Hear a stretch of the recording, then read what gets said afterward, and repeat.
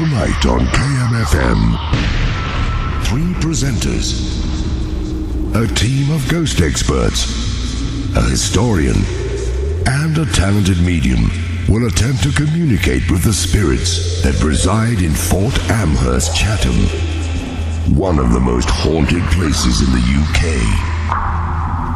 This program is live, and anything can happen. Differing opinions exist as to the true nature of clairvoyance, and this program is for entertainment purposes only. If you scare easily, we advise you to listen with caution and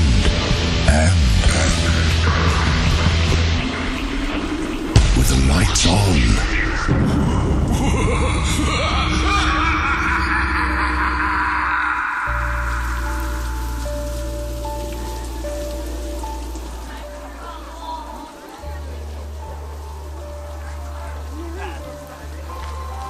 So welcome along to KMFM's Frightday Night. We're here at Fort Amherst. It's absolutely freezing, but everyone's been around here setting up. Everything seems to be rolling, and as it should be. It's pitch black, and I'm actually starting to get really nervous. And do you know what? This is just the right night for it. Incredibly cold tonight. We're at one of the highest points in Medway, which just works. Into the tunnels are some of the public this evening. Once they're through and everything starts to quieten down, that's when you and I and Rob will be going into the tunnels. Can't wait. We're going to capture all the best bits and put them online for you to relive. Reason why we've chose this is because it's a very special place, and a lot of people have said it's the most hauntedest place going. Now, we'd rather find out 100% whether it is or not. So what kind of thing do you expect that we might be seeing tonight? You know, have you got anything in mind? Have you read up on Fort Amherst and you know, there's any specific sort of characters that we might be bumping into? Hopefully not literally. I've been told about the tunnels, the sort of spirits in the tunnels, a lot of happenings, a lot of things are moving, which I love to see. I love to catch something. It's just the tunnels what I'm interested in. They said they're really haunted, so I want to prove that as a fact and not fiction.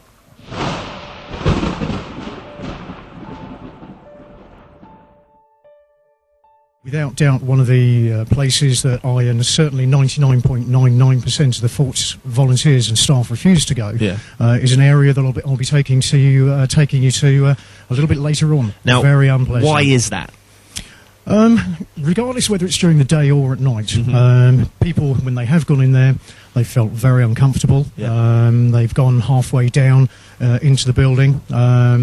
They've been forced out, whether that be physically, bearing in mind that there's nobody in the building with them at the time, or they've been forced out in terms of the atmosphere. It's a very, very oppressive atmosphere in there. We had a volunteers party down here a few weeks ago, in fact. And one of the volunteers, sort of full of bravado, decided that he was going to sleep in the guardhouse overnight. First volunteer ever that would have done that. We took him up there, unlocked the doors, put him in, took his bedding in there. A minute and a half later, he came out very, very grey and bypassed us going down the hill.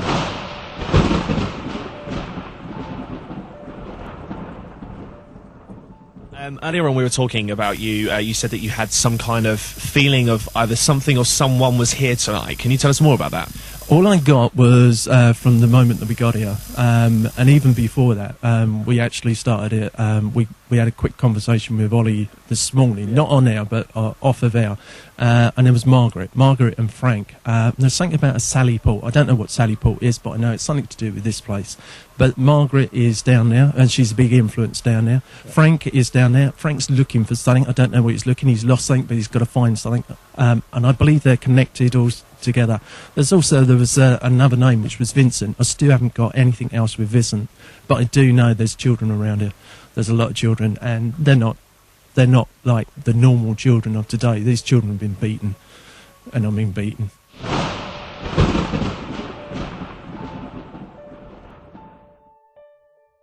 To the tunnels here, Alison, you said you felt some sort of energy. So that we're not even very far into the tunnels just yet. So can you tell us what you've sort of sensed?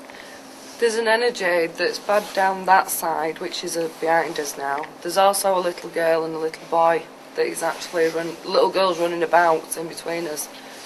As far as the children are concerned, many people that have come around the fort over the years, especially mediums and psychics and general public as well, have mentioned 2 young children, a boy and a girl, and they have been prominent within this area. The boy is a bit of a practical joker. Sometimes when you're in the air raid precaution centre, one of the last doors will slam shut. There's nobody the other side of it, but it's just one of those things that takes place. But certainly the area we're standing in now is very prominent with those 2 young children, bearing in mind that just past the second archway on our right there is a religious artefact that was put in by the Cornish tin miners, and it's believed that they gravitated to that.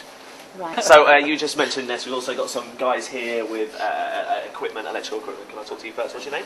It's Rob. Hello, mate. Rob, you got a cool name just like me. What are you holding in your hands right now? And be polite. Oh, right. This is an EMF meter. What it does, it picks electric magnetic impulses up. Now, when this meter goes up and it makes a noise, it means that there's something out in there, and at the moment there's a slight trace of something around. And I believe we're actually going to try and make some contact, is that right? If there's any astral beings here present, can you please make a noise?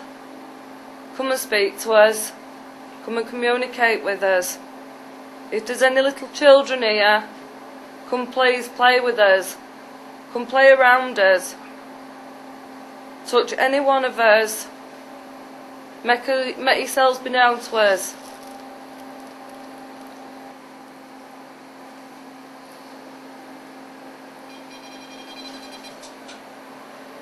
Come closer to us.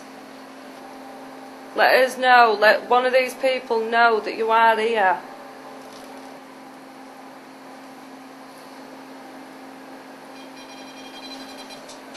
It's gone cold. It's gone cold.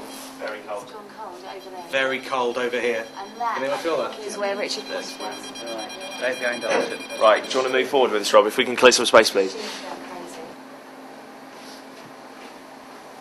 Now we're moving towards the corner that originally was said that there was a presence here at Amherst. Back the other way. Yeah. Oh, It's around you. it's around me. It's right on there. It would be, wouldn't it? Can I? It's definitely around you. Right. It really is, The isn't machine it? is pointing directly at you, Rob. Can I just point out that everybody that knows me around Kent will think that I'm taking a mick right now. I've got video footage here. This is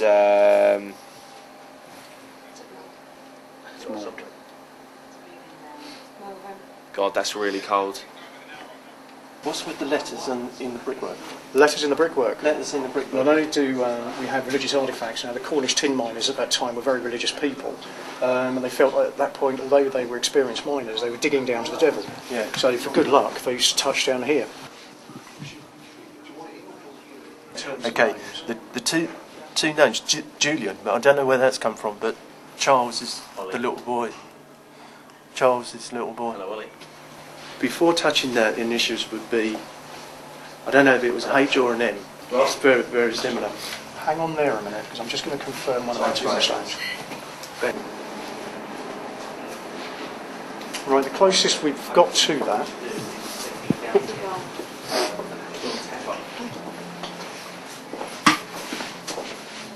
Because is FHP. it's so good. We need all three of you now. FHP. I can't take it any further, but I want to if go. you can do me a favour and make B, sure everything's and I want to go like H or an N. That's scheduled. the But I think letters, pretty and much it's now like going to be, if you hand it's them almost back like to the three studio, letters, one straight all after you the do other. is back to the studio, find them But that's song. it. But definitely There'll be hardly from any of there that, it's mate. Charles. Just when we That reset could to actually move to be a new location. connected to.